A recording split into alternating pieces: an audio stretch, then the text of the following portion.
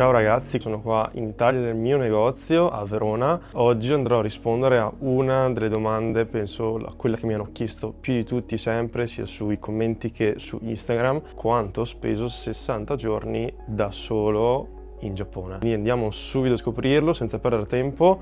Ho già preparato qua la postazione, mi metterò qua, ho il piedistallo, quindi spero venga un bel video. Sapete che non è la mia tipologia di video, perché io mi piace andare e tenere il telefono e fare un vlog, quindi la prima volta dove sarò fermo farò un po' stile podcast, però dai, sono curioso ed è un video che andava fatto, ho sempre risposto che l'avrei fatto, quindi sono preparato tutto un sacco di cose perché voglio che sia il più reale possibile, senza filtri, senza niente, perciò iniziamo subito. Allora, io mi terrò sempre il foglio più o meno sotto mano, quindi se mi vedete guardare in giù è per quello, perché voglio seguire una linea, se no si fa un casino, c'è tantissime cose da tener conto. Allora, intanto prima di iniziare un pre-contesto del viaggio, perché come sapete il mio daily vlog di 60 giorni in Giappone è stato un viaggio totalmente low cost, quindi non aspettatevi costi eccessivi, sono tutti costi contenuti, quindi se voi già sapete che andate lì, avete un budget, ecco, saranno totalmente altri costi, perché il Giappone è bello perché puoi spendere tanto ma puoi spendere anche poco, come ho fatto io. Quindi questo video è rivolto per chi vuole andare in Giappone e vuole spendere veramente poco senza però precludersi di niente, perché io veramente ho fatto un'esperienza unica, pazzesca, e vi dirò anche tra poco, ma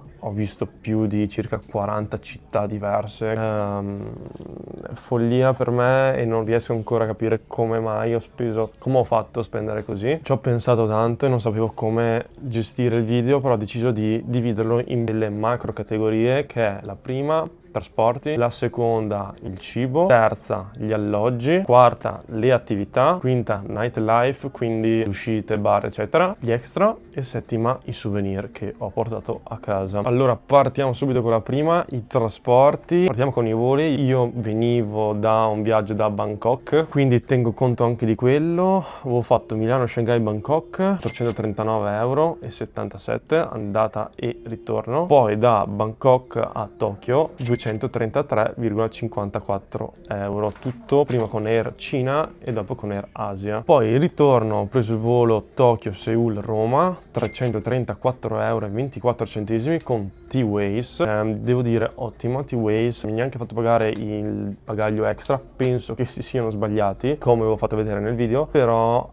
tutto bene. Anche il volo di ritorno è stato bello. Ho preso solo un volo interno da Sapporo a Okayama, che mi sono spostato dal nord al sud più o meno a inizio viaggio, 121,99 € con ANA. Anche questo top, pulito, in orario, perfetto, quindi sui voli non devo dire niente, sono stati tutti belli. Poi qua il tasto un po' dolente, nel senso che pensavo peggio, e invece comunque me la sono cavata in qualche modo, che sono stati i treni e i bus, quindi gli spostamenti. Io non ho fatto un viaggio 7 giorni a Tokyo, 7 giorni a Osaka e poi finita, bella. Io ogni giorno, per 30 giorni, cambiavo città, quindi ogni giorno dovevo prendere un bus, un treno, dovevo spostarmi e avevo paura dei costi. Non ho fatto il Japan Rail Pass, non l'ho fatto perché comunque prendevo tutti i treni interni. Sa che c'è gente, no? Quindi ogni volta io mi ricaricavo la mia IC card e pagavo proprio il ticket normale. Ho speso per la prima parte, quindi dal 22:01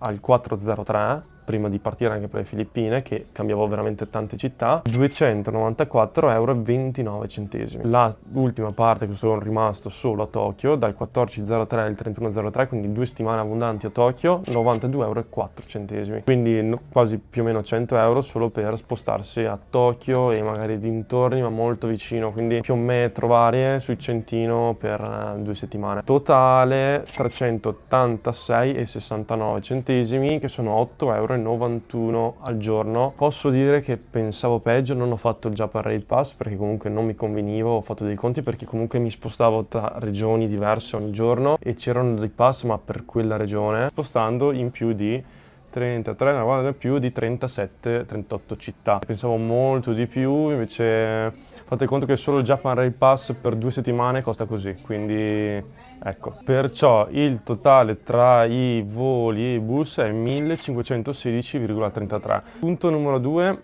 cibo. Allora, cibo è stato un po' più difficile quantificare il valore perché su 60 giorni non tutto ho pagato con Revolut, alcune cose avevo pagate cash. Ho fatto una media che comprende, c'ho gente, che comprende pranzo e cena. A pranzo costa un po' di meno, di solito perché fanno questi meal che costano tipo 1000 yen, che sono 6 euro, e a cena massimo 1500. Io, sapendo questa cosa, a cena magari prendevo qualcosa al supermercato, qualcosa di meno costoso. Di media ho fatto 1000 yen a pranzo e 1000 yen a cena, quindi più o meno 12 euro. Più che altro perché poi a Tokyo ho speso meno, però durante il mio viaggio veramente ho provato di tutto, cioè quello che si poteva provare di tipico, cioè andavo in una città, c'era tipico quella cosa lì, la provavo. Esempio, Gohei Mochi a Narajuku, il miso katsu Nagoya, sake a Takoyama, l'Ida Beef, buonissima, una carne spaziale a Takayama, però molto costosa. Sushi poi a Kanazawa, il sushi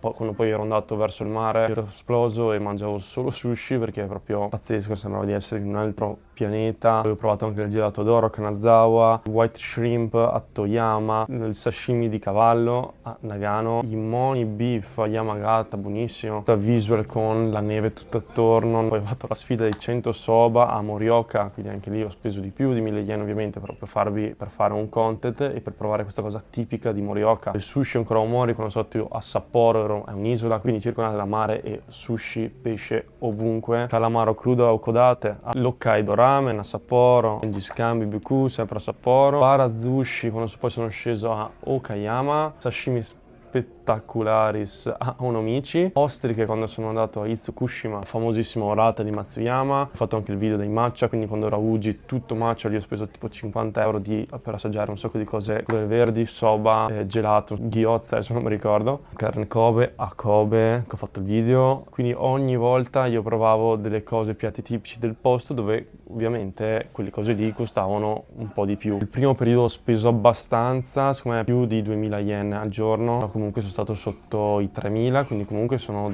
sotto i 20 euro ogni giorno. Poi quando ero a Tokyo ho recuperato. Che altro c'è da contare anche dentro alla giornata i combini, perché i combini io ogni volta ci cascavo. Ogni giorno, vabbè, colazione per forza, facevo praticamente sempre nei combini, con 1-2 euro mi prendevo un caffè gigante da portarmi via nel viaggio, una briochina, tra virgolette, le briochine loro che hanno, questi dolci, 1-2 euro, quindi io facevo sempre lì. Poi alla sera anche mi prendevo delle patatine, qualcosa, perché viaggiavo tanto e alla sera ero morto, mi serviva qualcosa per tirarmi su, contando anche quello che più o meno 50-100 euro extra, totale per 60 giorni 600-900 euro. Facciamo una media 750 più l'extra, metà extra, facciamo 800 conto tondo. Volendo si può spendere molto di più, è stato molto contenuto, cioè ogni volta che andavo a provare anche cibi tipici stavo attento a non andare in posti turistici, magari camminavo un po' di più e per trovare quello meno turistico, che di solito è anche quello più buono. Quindi qua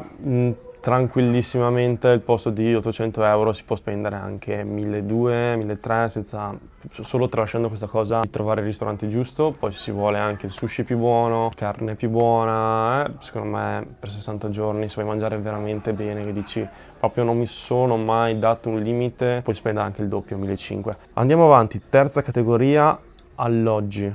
Alloggi, io ho preso tutto su Booking, quindi ho tutto contabilizzato e tutto scritto correttamente, non vi faccio vedere, comunque ho fatto il calcolo.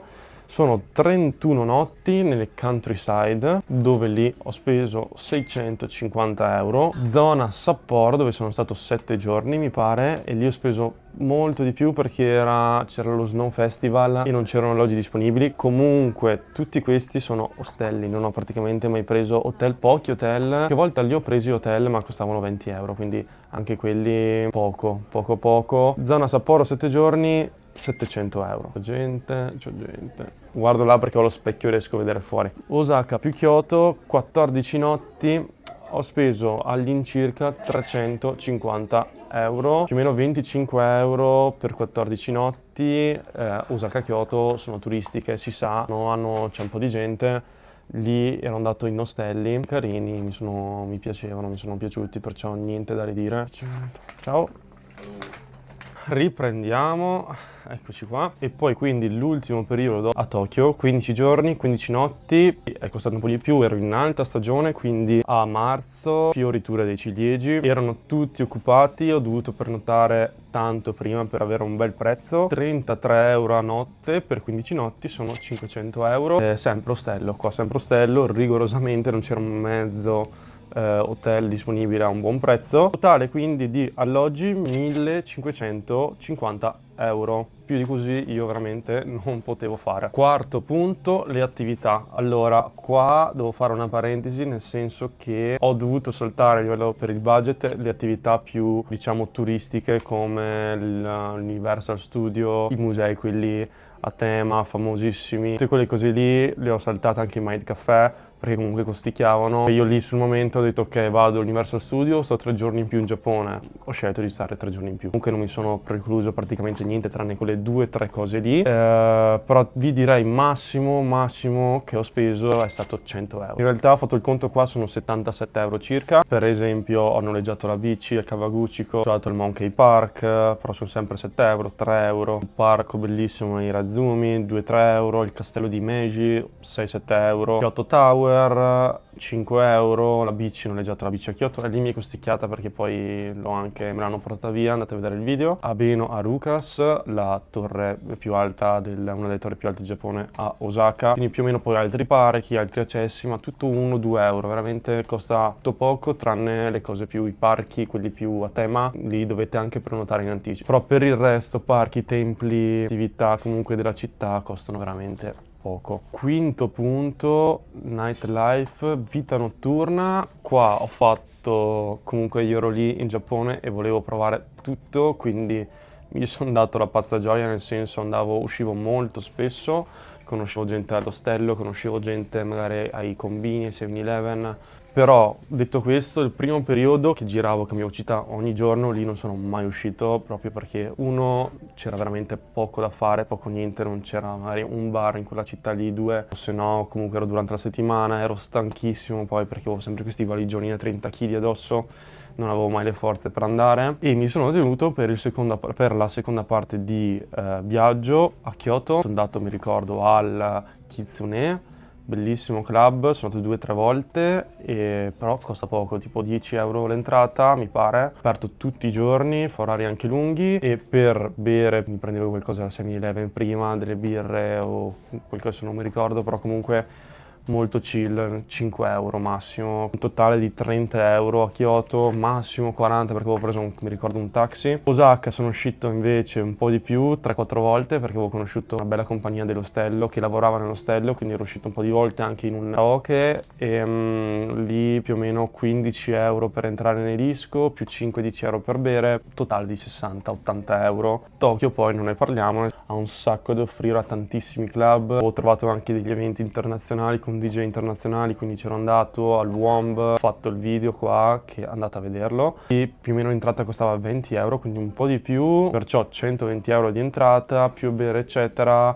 150-200 massimo. Totale circa, qua ovviamente non ho un dato preciso, però circa 300-400 euro. Sono divertito tanto, lo consiglio vivamente. Sesto punto, souvenir. Qua lascio il punto di domanda perché ho fatto il video la scorsa volta, quindi se non avete visto quel video andate a vederlo. Secondo me non è giusto metterlo qua perché è veramente troppo personale, una persona può andare lì e comprare zero, come tornare con 2 valigie. Non voglio inserirlo qua in questa lista, anche perché non c'entra con le tempistiche, con i 60 giorni. Cioè comunque anche se fossi stato 5 giorni o 60, quei souvenir lì io li avrei comunque presi, quindi li tengo a parte. Ultimo punto, extra. Gli extra pensavo fossero di più, ma mi sono abbastanza contenuto, ho fatto il massimo per contenerli. Il primo punto degli extra è l'assicurazione che ho fatto. Ero indeciso se farla, però sotto minaccia di mia mamma l'ho dovuta fare. L'ho fatta non per l'intero viaggio di 60 giorni, ma per 40, così coprivo la prima parte di Thailandia, tutto il viaggio dove cambiavo città ogni giorno in Giappone, Osaka, Kyoto, e lasciavo fuori praticamente l'ultimo periodo a Tokyo, Tokyo, che ho detto ok, sono comunque in una città sola, Tokyo è grande, collegata benissimo, ho voluto tra virgolette rischiare, fatela, però facendo così ho risparmiato 100 euro abbondanti, quindi totale 250 euro per quindi 40 giorni. Lavanderia ho speso circa 30-40 euro, costava 1000 yen ogni volta farla, tipo 300 yen il lavaggio e poi 600-700 yen l'asciugatura. L'ho fatta penso 6-7 volte, non di più, avevo tanta roba, mi ero portato via praticamente una decina di mutande, quindi io praticamente mi facevo la lavatrice ogni volta che finivo le mutande, perché poi vestiti ne avevo il pantalone, cioè anche se non lo lavi tutti i giorni non succede niente. Più o meno una volta ogni 10-15 giorni mi prendevo tutte le robe e le lavavo. Pensavo di spendere di più, quindi ho speso veramente poco, consiglio di andare con meno roba. Io ho portato via tanta roba, però costando così poco veramente al posto di farvi la lavatrice ogni 15 giorni come ho fatto io, ve la fate una volta ogni settimana, vi portate via metà roba in teoria, quindi questo è un bel consiglio. Locker ne avrò usati 5 volte, sono molto utili se dovete andare in questa città, avete i valigioni, lasciate giù i valigioni, vi guardate la città e poi li riprendete su. Io mi sono gestito bene, nel senso che ogni volta andavo in questa città, andavo dritto all'hotel, lasciavo giù le valigie, le facevo depositare lì e poi ritornavo la sera e andavo praticamente solo a dormire io nelle stelle, quindi ho risparmiato tanti soldi lì. L'ho usato qualche volta ma non troppo, quindi più o meno 30-40 euro. La SIM non ho fatto Airalo eccetera, quindi SIM virtuali, perché non mi conveniva stando così tanto. Per 2 mesi ho speso circa 50 euro, quindi 25 al mese era. Sono poi uscito, avevo 10 giorni finali quando ero a Tokyo di Lasco che mi era scaduta la SIM, non ne ho preso un'altra, mi sono fatto Airalo e ho speso 15 euro per 10 giorni. Quindi totale 65 euro per avere internet illimitato in Giappone per 2 mesi. Sta entrando gente? No. Poi articoli comprati da Konbini, articoli da viaggio intendo, quindi sapone, shampoo, ombrelli li ho comprati tantissimi, avevo comprati 6-7, ogni volta li mettevo giù, uscivo dal locale e sparivano, quindi più o meno 30 euro, dai, alla fine mi sono organizzato bene, mi ero portato via lo shampoo da casa anche, la crema Ricci, quindi mi ero tutto organizzato bene, non ho comprato praticamente niente. Poi gli ostelli e gli hotel hanno tutti shampoo, balsami, un sacco di robe, sono super organizzati, infatti non dovete comprare niente, ecco, mi ero comprato le lamette, cose così che le avevo finite e basta. Quindi un totale di questi extra di 410 euro. Quindi lista praticamente finita. Prima di dirvi il totale vi do qualche consiglio che mi sono segnato per risparmiare, che secondo me è utile per viaggiatori eccetera. La prima categoria trasporti, punto fondamentale è il Japan Rail Pass, ne parlano tutti, c'è sempre questo dubbio di farlo o non farlo, ero in dubbio anch'io. Dovete valutare voi, nel senso, io non l'ho fatto, come dicevo prima, perché comunque hanno alzato i prezzi del 20-30%, mi sembra.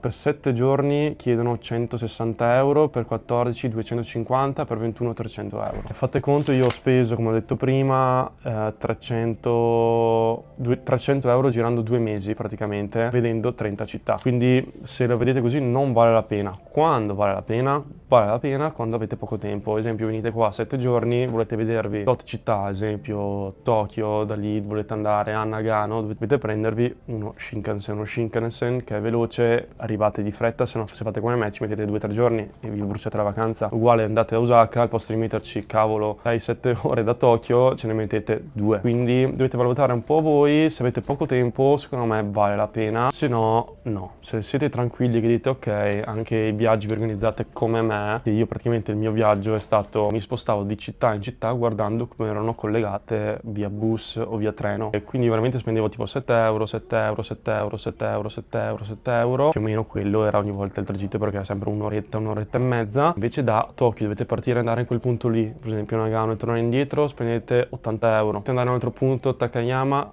tornate indietro, sono altri 80 euro. Andare in un'altra città sono altri 80 euro, quindi sono tanti soldi. E se vi fate un bel itinerario come il mio, collegando le città e poi tornando indietro, è veramente top e risparmiate veramente tanti soldi. Facendo così questa è la svolta secondo me. Consiglio più grande a livello proprio di grandezza di risparmio, e sto pensando magari di fare una guida dettagliata del mio viaggio. Scrivetemi nei commenti se siete interessati, dove scrivo proprio tutto il viaggio che ho fatto io, collegamenti, treni eccetera, costi, tutto preciso, in modo da aiutare più persone possibili. Poi i voli io li ho presi prendeteli 3-4 mesi prima, ho speso poco secondo me, anche se l'ultimo ho speso veramente niente, che era 334 da Tokyo a Roma. Ho preso tipo 3 giorni prima perché dovevo scappare, avevo perso il volo prima, quindi non lo so, a volte o veramente last minute se dovete organizzare un viaggio così non potete prendere il volo il giorno prima, quindi vi consiglio di prenderlo 3-4 mesi prima. Altro consiglio: usare sempre mappe in combinazione con l'app Japan Travel by Navitime. Quella è la migliore per viaggiatori, vi dice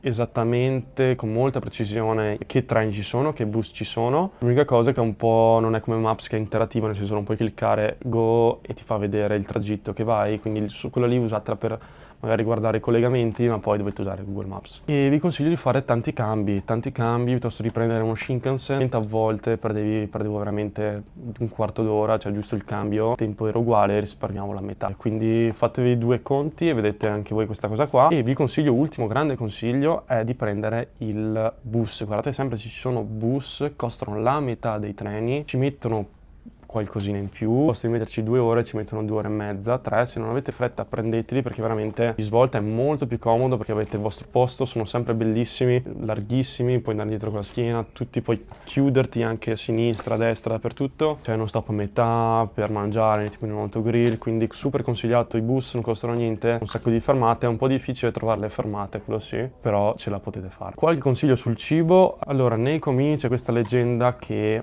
mezza leggenda dai, che dicono tutti che costano poco, però costano sempre tanto rispetto a un supermercato. Dovete vederli come magari un autogrill, il combine è tipo un autogrill, ci sono queste cose, certe cose costano veramente poco, però certe cose costano di più. In grandi linea, se trovate il supermercato, andate nel supermercato, costa pochissimo, alla sera fanno gli sconti al 50% delle cose fresche, tipo dalle 7-8 di sera, quindi se vedete il supermercato andateci, non fermatevi sempre nei combini. Il combini è bellissimo, secondo me è proprio l'anima del Giappone, e voi mi direte perché è proprio un mood. Il combini non è un supermercato, è proprio il mood, cioè io ero lì in ostello a editare alle 3 di mattina, avevo un po' di sete, tac, scendevo in ciabatte, c'è un combini ogni 2 minuti a piedi, ovunque tu sia c'è un combini ogni 2 minuti a piedi. Con la mia felpetta, la mia tuta, le mie slide, andavo dentro un 7-Eleven, un sacco di gente a caso, alle 3-4 di mattina di un martedì normale, un sacco di roba calda, un sacco di robe fresche da bere, frullati, di tutto di più. Era veramente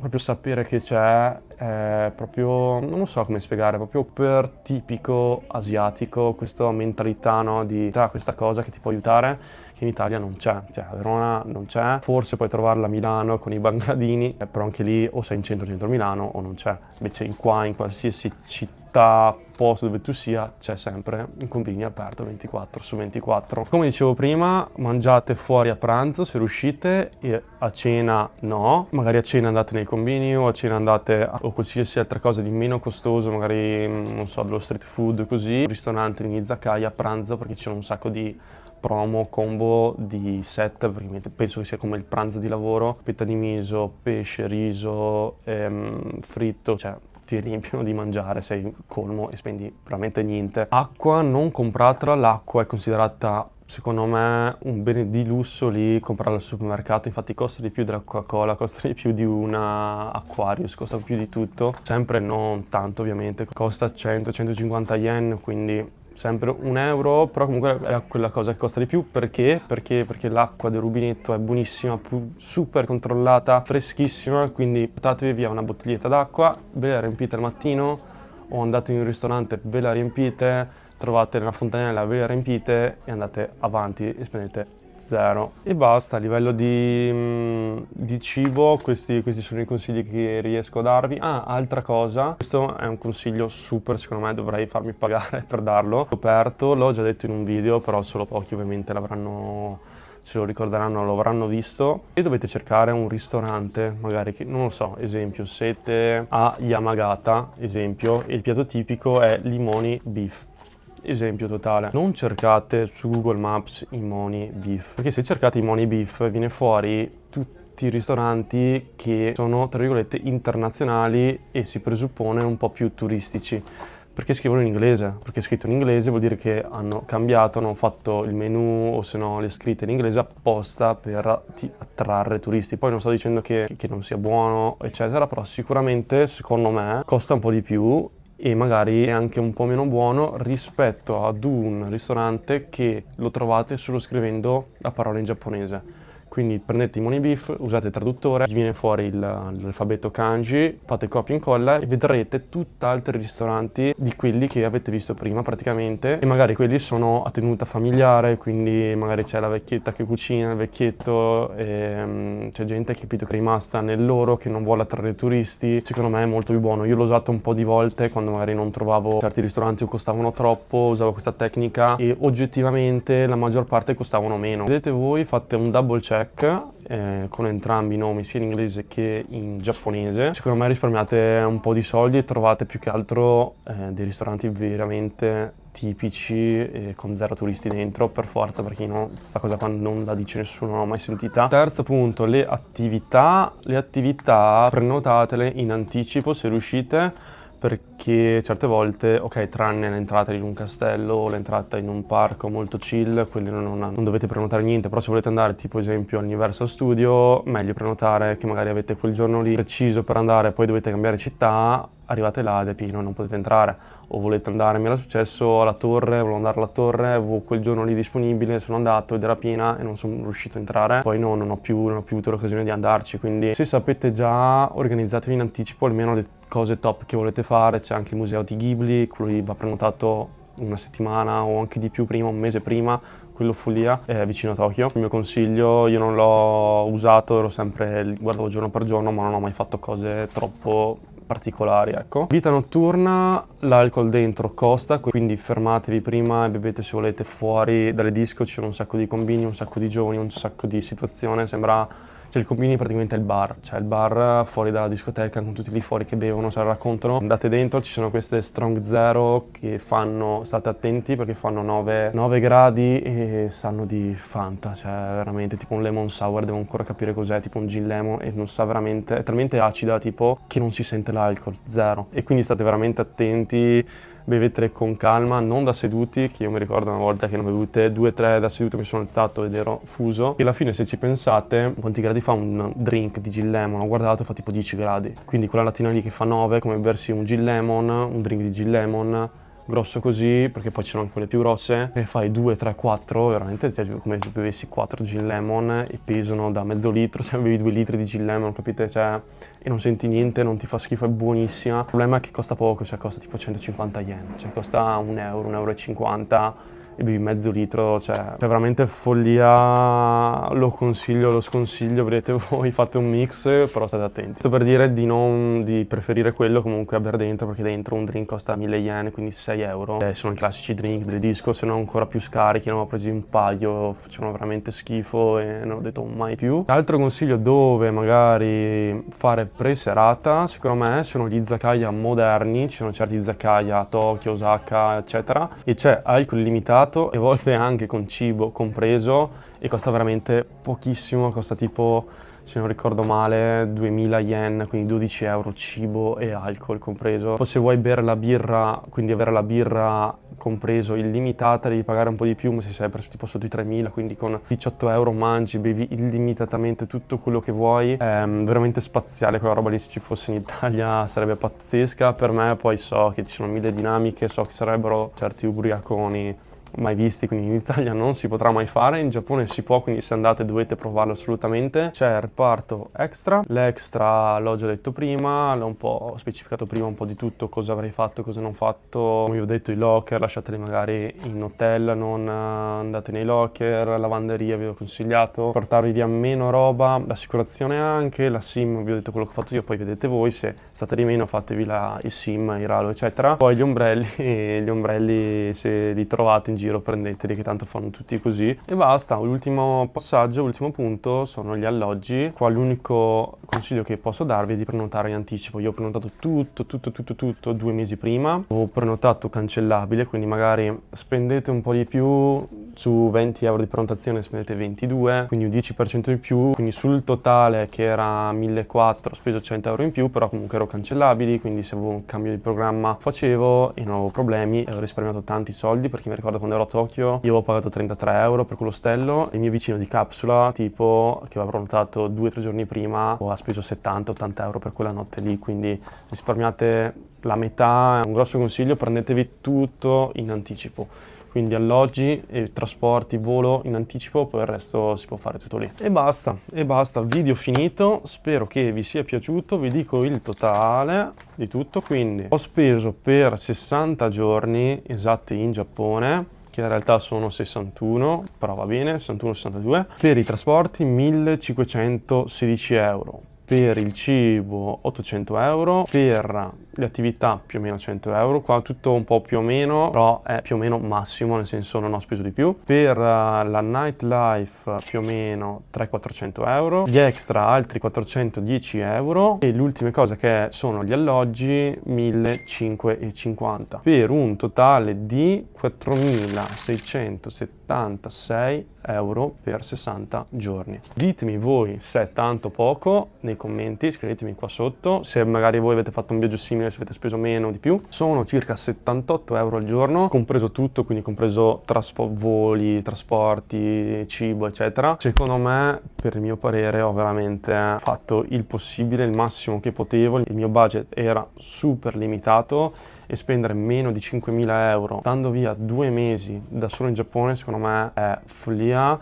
E pensare che ho amici che vanno a Mykonos, che vanno a Formentera e che per una settimana spendono 3.000 euro, io con 1.500 euro in più ho fatto via 2 mesi in un posto che ho sempre sognato, che è il Giappone. Però c'è la gente che magari ha solo una settimana di tempo per poter fare vacanza, giusto? Io sono super fortunato che con il negozio riesco a gestirmi. Io apro tutti i giorni la stagione estiva, ma la stagione invernale ho veramente poca gente perché sono sul lago di Garda, quindi posso anche chiudere, quindi sono super contento di questo lavoro, super facilitato nel viaggiare e basta. E niente, volevo farvi vedere una cosa, e questo era esattamente il foglietto, non so se si vede, che avevo fatto prima di partire, con scritto tutti i giorni dove andavo, esempio 21:01 Kawaguchiko, treno 12 euro, ostello 27, cibo 6 euro, extra 6 euro, cioè avevo fatto per tutte le città dove andavo questa cosa, calcolando tutti i costi per capire almeno quanto potessi portarmi via di soldi per viaggiare, anche il volo 120 euro e con i recap sul fianco. E indovinate quanto era il totale che mi ero presupposto di spendere, spero si veda,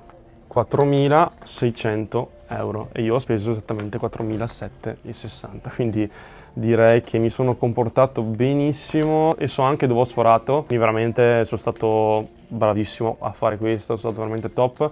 Ho sforato nel cibo perché non pensavo di mangiare, di provare tutte quelle cose lì all'inizio. E niente, se volete consigli di viaggio scrivetemi che sono bravo. Basta, ci vediamo alla prossima. Se vi è piaciuto il video mettete like, iscrivetevi, fate hype, fate tutto quello che c'è da fare. Andate a vedervi anche i video vecchi se siete interessati, dove lì do un sacco di consigli. Faccio vedere tutto il mio percorso giorno per giorno, senza filtri, senza tagliare niente. Seguitemi anche perché sto organizzando altri viaggi, ho un bel viaggetto in mente fra poco, vedrete, non spoilerò nulla. Comunque adesso proverò a fare altri 2-3 video, magari non ovviamente 60 giorni, magari qualche weekend 3-4 giorni via dall'Italia, e vediamo come vanno, se vi piacciono, aspettando sempre il grande viaggio dell'anno prossimo molto probabilmente, e che lì non vedo l'ora e sarà molto complicato, veramente dura, niente a che fare col Giappone. Non lo so, non voglio pensarci, mi sa che andrò là e si vedrà.